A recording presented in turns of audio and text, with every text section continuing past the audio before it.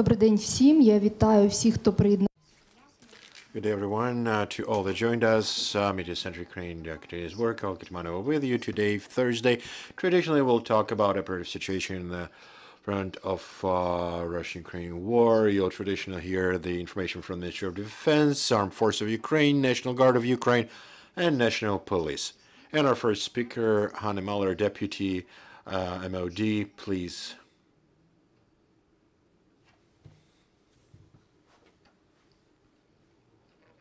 Good day. Our briefings becoming regular, and that is a good sign. We are transparent and open. We're ready to fully inform the community about the operation of defense forces. You see that we are together in those briefings, and we're together defending Ukraine, and together we're open to the community.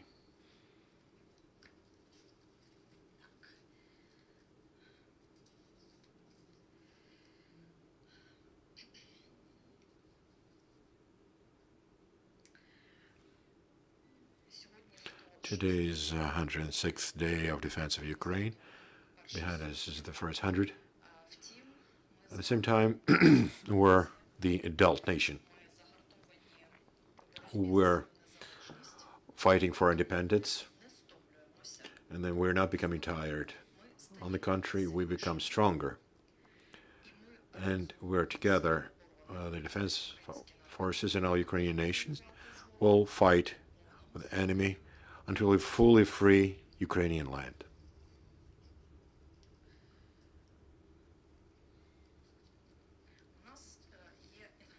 We have information that we're willing to share, ready to share, that the secret services of Russian Federation increased the subverting activity in different countries, saboteuring activity in different countries to damage the contracts of armament and military equipment to supply to Ukraine, and they try to break the supply chains of the supplies of equipment and armament. Also, Russian Federation continues financing social, humanitarian, and cultural, educational, and political projects in the European countries. Russia also continues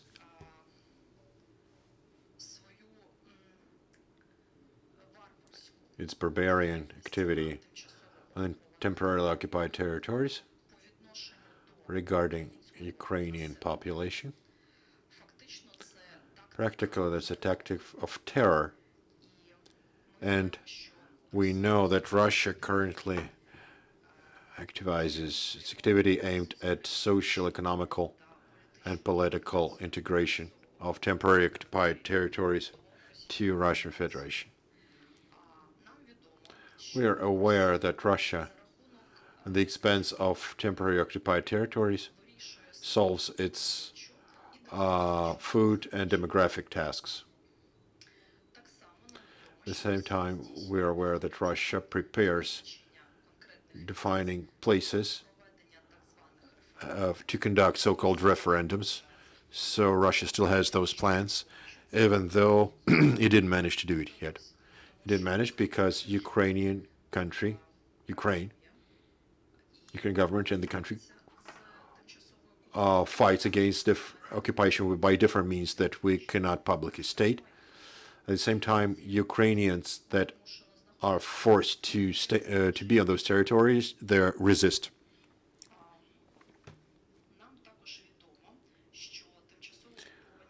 We know that temporarily occupied territories are visited by representatives of Russian government, also central and regional governments of Russia, and prepare to practical steps to integrate those territories, try to conduct the same actions like in 2014 regarding temporarily occupied at that time.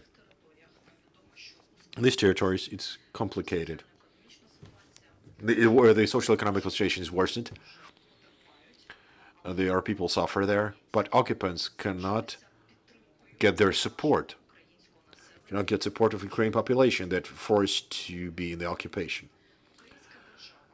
Ukraine currently does everything to return control over temporarily occupied territories. We return to traditional informing from the MOD regarding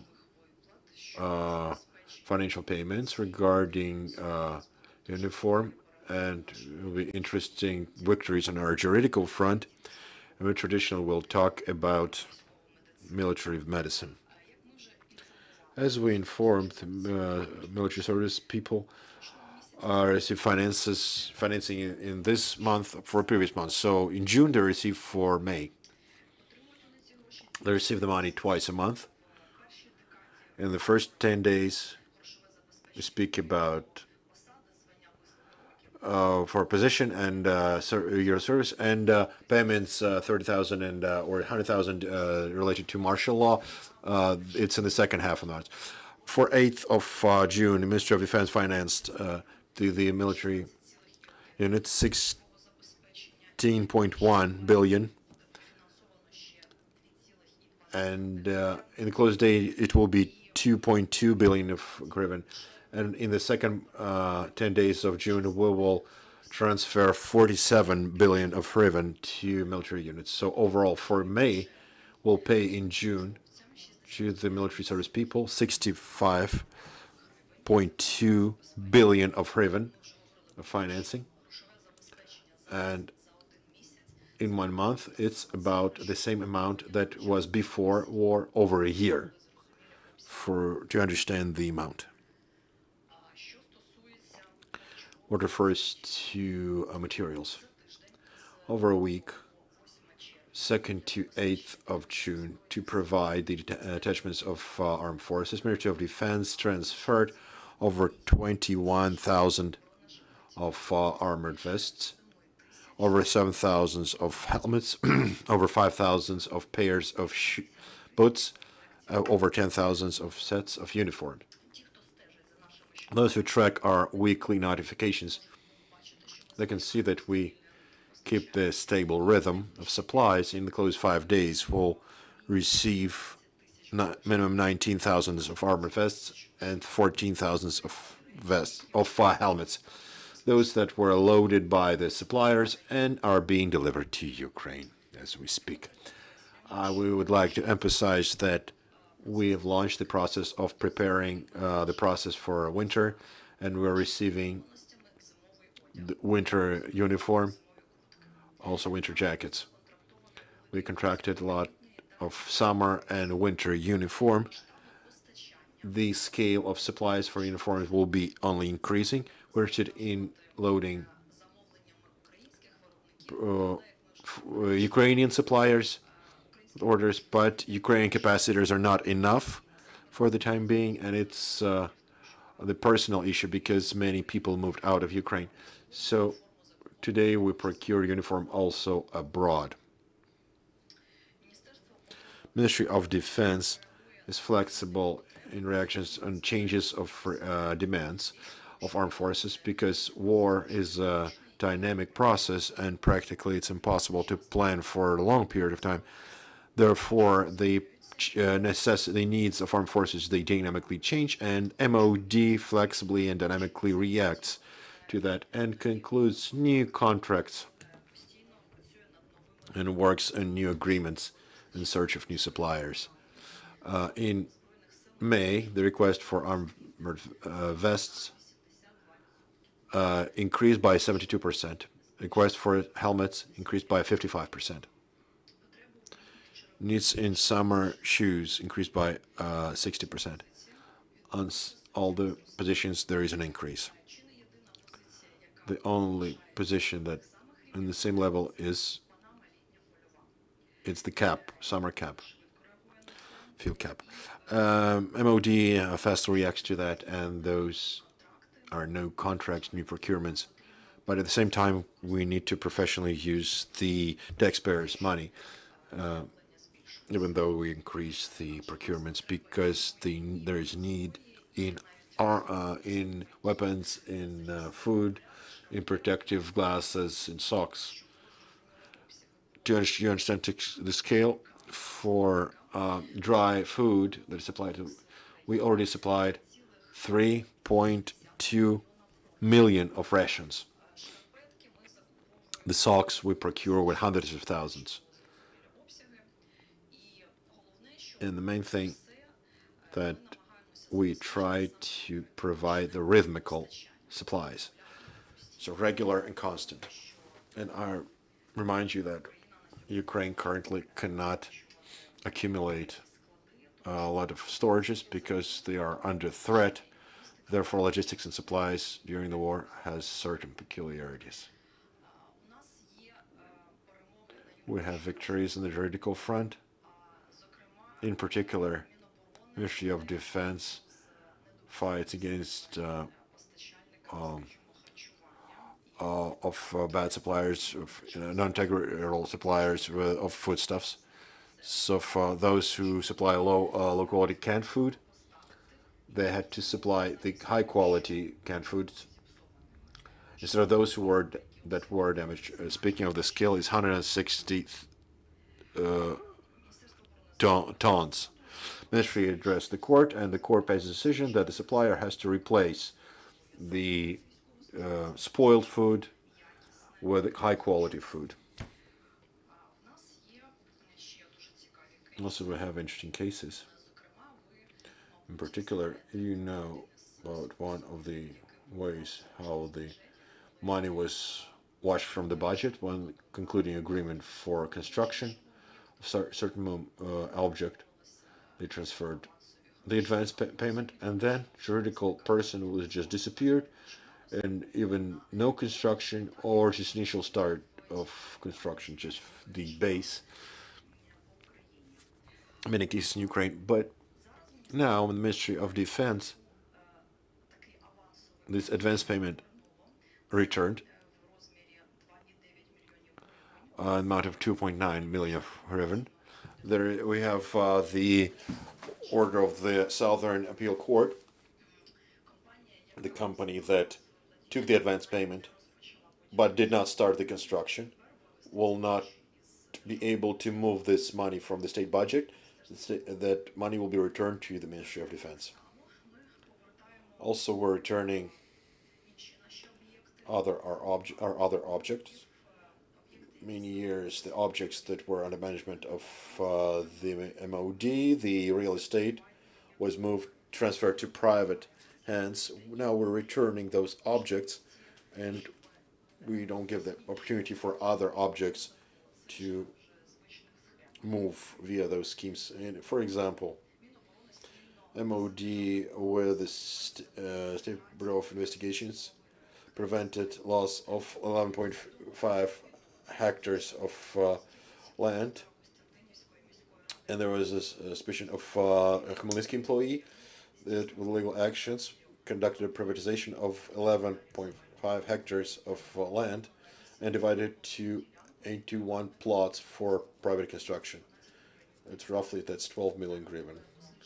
Right now, TBR looks for accomplices of this criminal offense, and those cases are mundane because there are many of them, which is demonstrated typical cases that that we've discovered that the legal service of MOD is doing. Those are processes that are happening. Regarding military medicine and operation of medical forces, please be aware that technical medic is the one that can act properly in the right time. In military medicine, it's a timely medical aid. It increases the chance for survival of severely wounded soldiers, and the conditions for transportation, they're very risky for life of people who do that. Therefore, in technical medicine, there's a term of golden hour, time after wound, within which highly qualified medical aid has to be provided. Medical forces of Ukraine do everything possible to save lives of soldiers. Therefore, they actively train in the School of Technical Medicine. As we speak, this course, over 600 military medics has passed this course. They're all divided in the mobile and stationary military hospitals at the front line and provide qualified aid to the wounded. Its time is life of soldiers that after rehabilitation are asked to come back to the front line. And I constantly visit our military hospitals, and I fully support that our wounded soldiers is an example of resilience and courage, an example to all who is tired of war or could not count the forces to until the victory. Just take our wounded as an example, who are wounded and they come back to the front line. Thank you for your kind attention. Thank you. Our next speaker, Brigadier General Oleksiy Gromov, Deputy Head of Main Operative Administration of General Staff of Armed Forces.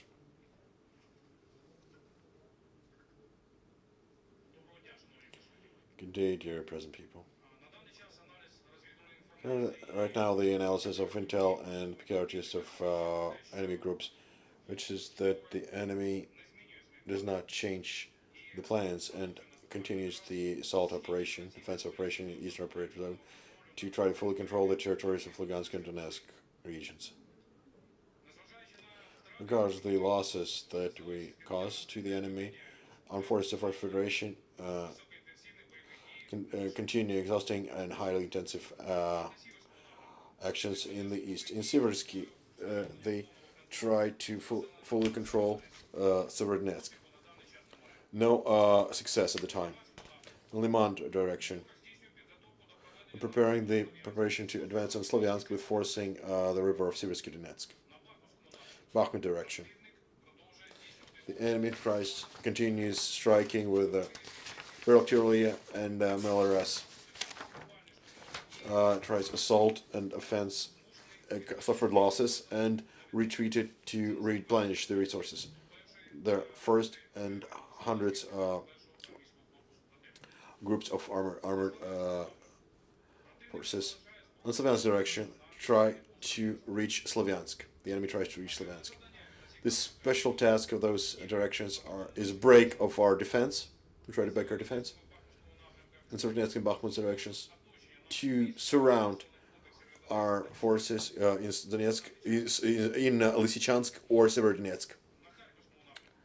On Kharkiv direction, the enemy concentrates forces to keep the positions, to hold grounds, and attack our forces, and tries to restore the lost positions, to regain the lost positions. On other directions, there are no attacks of enemy, no active actions of the enemy. Just fire at our armed forces from tanks, artillery, Malyar, from to contain and block us from moving our troops to other directions. Zaporizhzhia and Mykolaievsky, there is a position fight. Fire at our troops and concentrates at holding grounds. At the same time, it tries to renew the offensive on those directions, probably to reach the administrative boundaries of Zaporizhzhia Oblast. They try, if success, they try to fully control territory of Kherson region, capture Mykolaiv, and create conditions to attack Odessa. On Volhynsky, Zhytomyr, Kiev directions, along the state border, also with the Republic of Belarus, there's no signs of groups that are ready to strike and make it effective. Groups of Belarus, they cover fulfill tasks in covering Ukrainian Belarus border. Chernihiv, Konotopsk, and Sumy directions, no active actions of enemy. No assault groups of enemy as well. To demonstrate the presence, and they keep up to 3 battalion groups at the border of Bryansk and Kursk regions. Howitzer strikes and single aviation strikes at our military at the border regions. In Bessarabia region, no offensive groups of enemy. they just have maintained regime, no movement from regular places of location. In Equatorium of Black and Azov Sea, there are military ships and submarines of enemy that conduct strikes of high precision weapons and objects of our country. Operation of they have 5 carriers of cruise missiles of sea base with a total up to 36 calibers missiles. They continue aviation artillery strikes. Also, they use long aviation over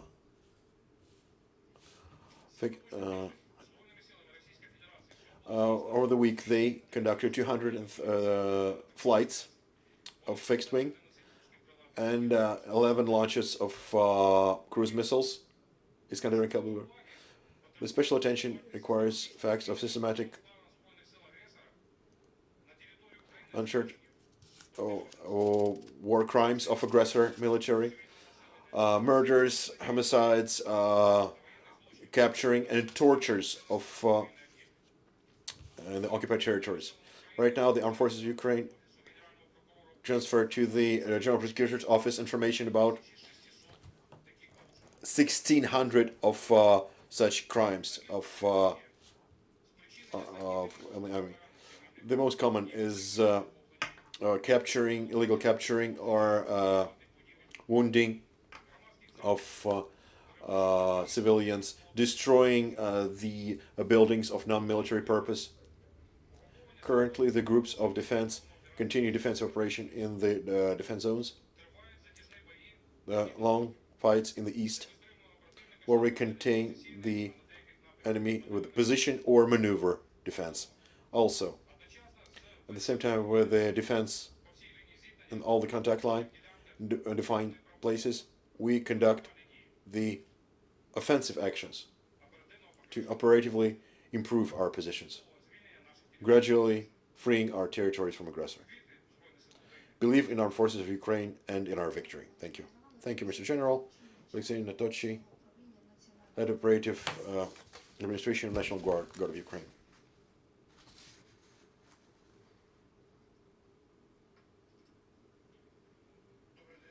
Good day, dear President.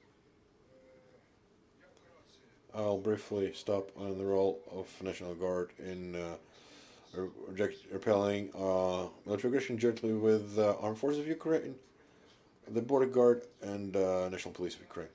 This National Guard of Ukraine, jointly with other defense services, continues defense operations in Slobozhansky, Donetsk, Prudensky, Bessarabsky operation regions, conducts raids to stop deblocking Kharkiv.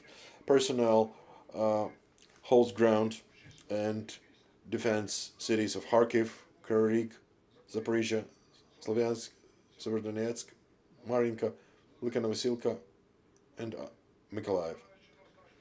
Regardless of the enemy having more equipment and firearms, the defense holds ground in Severodonetsk, where the main defense is National Guard of Ukraine. On the other direction, the main focus in prevention of advancing the enemy in direction of Berislav, Kryvyi Rih, Berislav, Zaporizhia, and containing the spots of the seashore and defense of object of critical infrastructure. The group of Kiev defense continues of means preparing to defense. In southern, western operative zones, it's covering the state border with Belarus, and beyond is stabilization operation and fulfilling a task of territorial defense. Over the week, the main tasks: no changes of scope of special task by National Guards, no changes. Other aviation base of National Guard and fire attacks on the enemy, and UAV reconnaissances, movement by helicopters of Mi-8. The intelligence found over 364 targets of the enemy, 112 of them were the posts of V191 and PP radio location 61. But over the week, the defense found 1,249 explosives, and since the start of studied 93.5 hectares of land. The divers looked into the riverbed near Vyshgorod, also in aquarium of Kiev water base at Vyshgorodska station. We removed from water the helicopter of Russian Federation and found bodies of 2 pilots with weapons and ammo for a helicopter that wasn't used. Took equipment. That equipment is one of the evidence of presence of Russian Federation in Ukraine and the war crimes. Territorial defense means of National Guard continue military task. Main is security and defense of important objects of state importance. Defense, security of regional importance objects, countering illegal armed forces of and law enforcement of martial law and participation in the means provided by legislation. Over a week, the result of this action received and transferred to law enforcement bodies 1,046 four crimes, 41, and 11 persons that were suspects of saboteur groups of the enemy. We continue fulfilling tasks of defense of our country. Thank you, Oleksiy Serheev, the head of Department of Police for Analytical Department of Police, National Police of Ukraine. Good day, dear colleagues. Currently, the activity of National Police is organized with considering the imposed regime of martial law, development of security situation, and the war situation. Yeah. So we register all the crimes in the conditions of martial law. Firstly, with the military of the foe and their accomplices, assist with the evacuation of civilians and accompanying the cargoes, helps in demining occupied territories, and ensures operations on the roadblock, etc. Also conducts a public order, assists armed forces in repelling Russian aggression. In particular, in studying the war crimes, we started over 16,300 of crimes, of cases on the facts of crimes of Russian Federation in Ukraine. The Article 438, violation of laws and traditions of war. Article 110, mention territorial integrity of Ukraine, and 111-1, collaboration 669. Early evacuation of citizens. Police of Donetsk, Zaporizhia, Luhansk, and Kharkiv regions continue evacuation of civilians from territory of war. Provides assistance to civilians of gathering areas and their accompaniation. The application of civilians, we conducted over 6,000 company of vehicles and columns vehicles, and over 1,500 of address calls to the contact lines to evacuate civilians that could not themselves move to the vacation area. On 19th of May, police of Dnipropetrovsk region with volunteers evacuated to the safe place 64 civilians from Bakhmut of Donetsk region, among them children. People were given shelter and help. On 27th of May, police of Kharkiv evacuated over 50 people, among them wounded and adults and children. Civilians were moved from gathering addresses, and the non-mobile were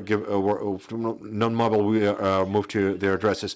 On the 6th of June, police of Donetsk region evacuated 2 families from Slavyansk, Donetsk region. 9 people were moved to the safe place and given help. To Donetsk region, they moved people to the safe place and involved a police group, White Angel, that evacuates 5 groups with in average 20 people from zones per day, and provides humanitarian help for families that are in the affected areas.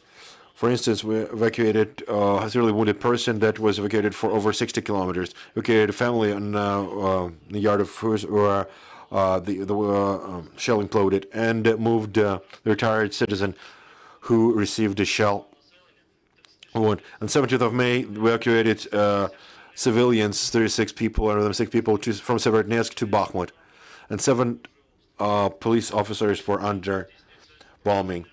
Also, we accompany humanitarian cargoes. On 30th of May, police of Ukrinform delivered a lot of humanitarian aid to Mykolaiv region that is constantly shelling. That's several tons of products, food, hygiene, clothes, and meds, and armed vests. And EOD service of police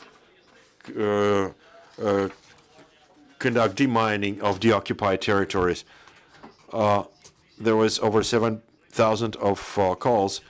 The case of explosive 600, finding and seizing explosive 1.3, and suspected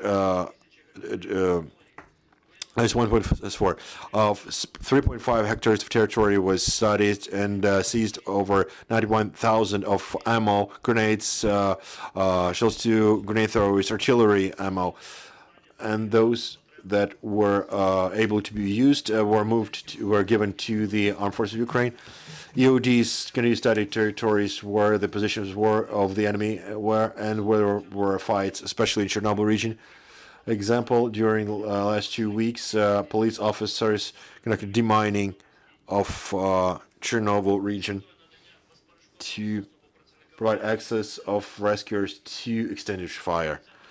We continue operation of roadblocks and functioning of 527 roadblocks where 1.6 thousand police officers work. With the help of informational system Blockpost, we could find almost 230 people that were looked for, that had warned for, and almost 1.5 suspected suspicious people that were possibly accomplices to saboteurs or collaborators.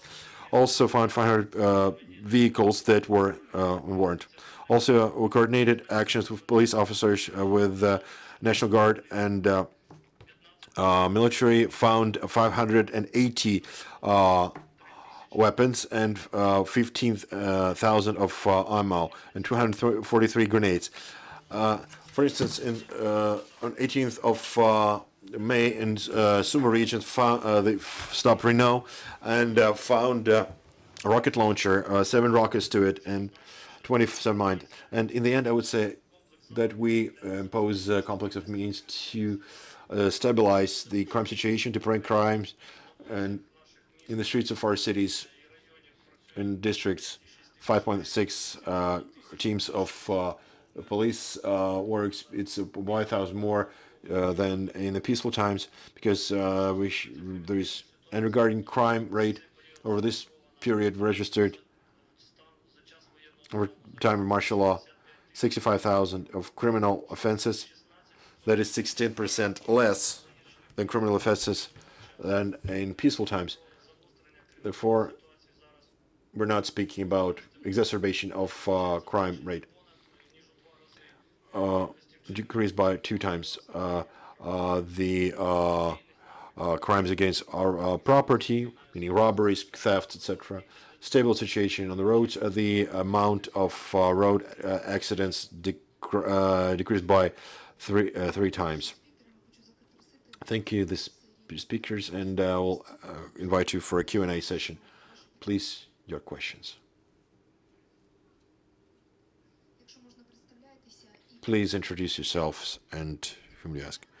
Good day, my name is Elena Litvinova. I represent Radio Svoboda, Belarusian service.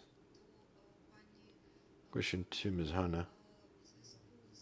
In relation to the last notifications on that Ukraine and Russia exchanged bodies of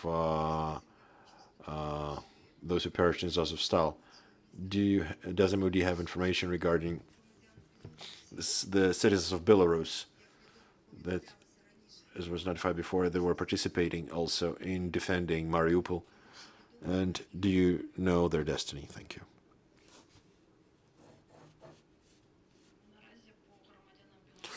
Right now, for Belarus, there is no information that we could speak publicly. More questions, please. Bratishak, Oleksiy, Hromadski, Oleksiy Gromov have a question. In social networks, there is different videos where the soldiers, they complain on the conditions they're in.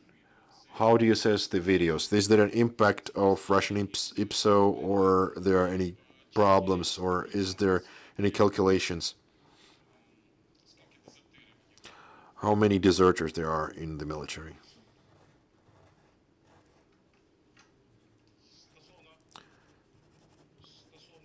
Regarding that war is war, yes.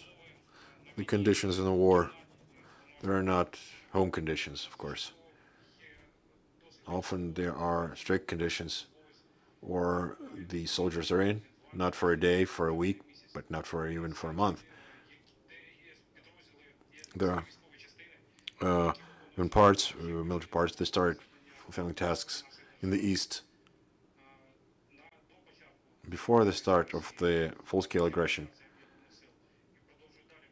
and continue fulfilling tasks. There is a moral factor. There are service people that, with their moral situation and fatigue, they cannot continue fulfilling tasks. They break their people.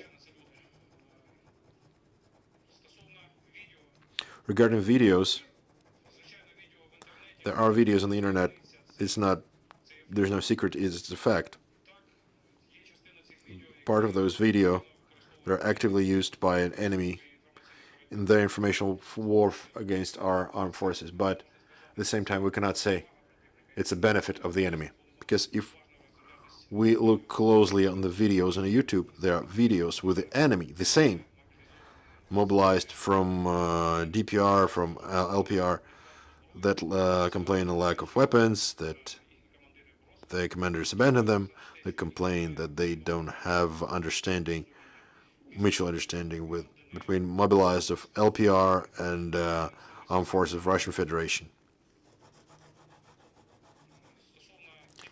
Regarding the amount of deserters, I cannot tell you the figure, because there is war in the country, I understand. More questions? I'll add it about deserters.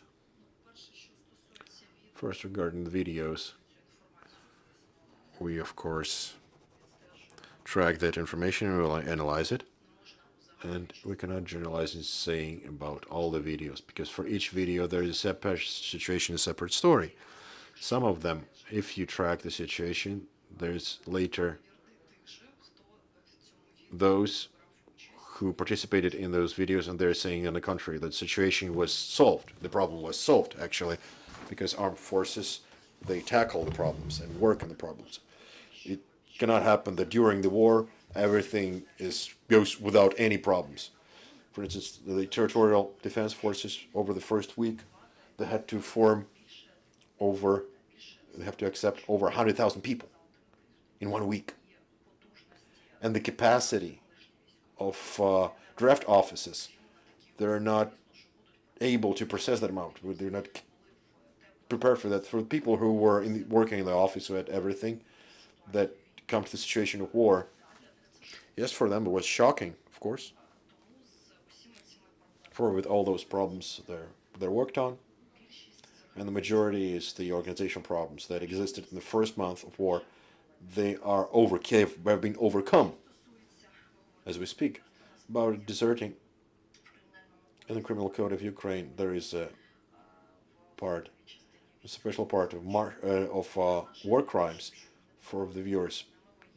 The war crimes is international.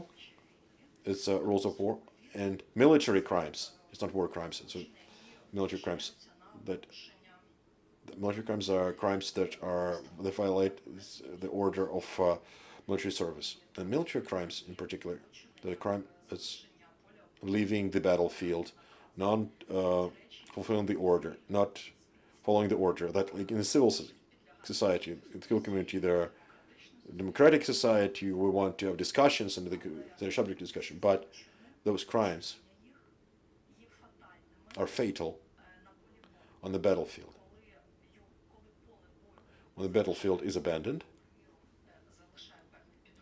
by a certain group, the group makes a flank naked, and we lose the territory.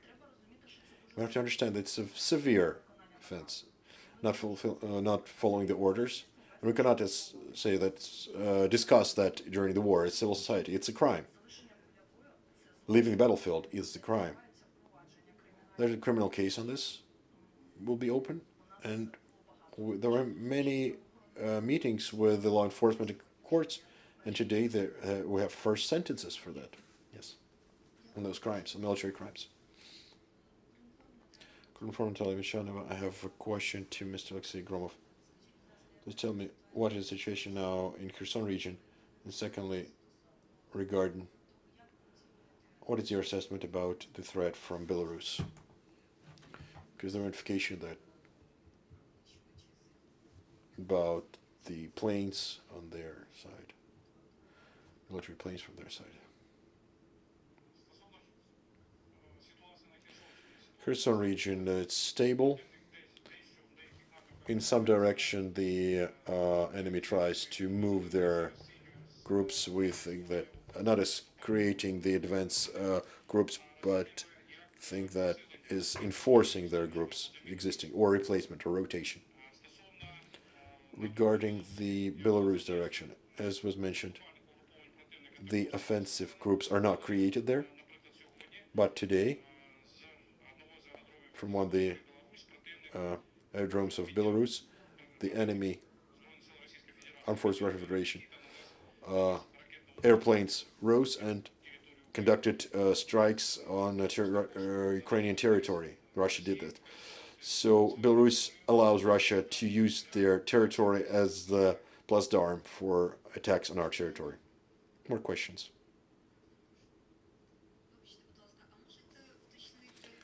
Can you define the region that was stricken from the airplane from Belarus? Please.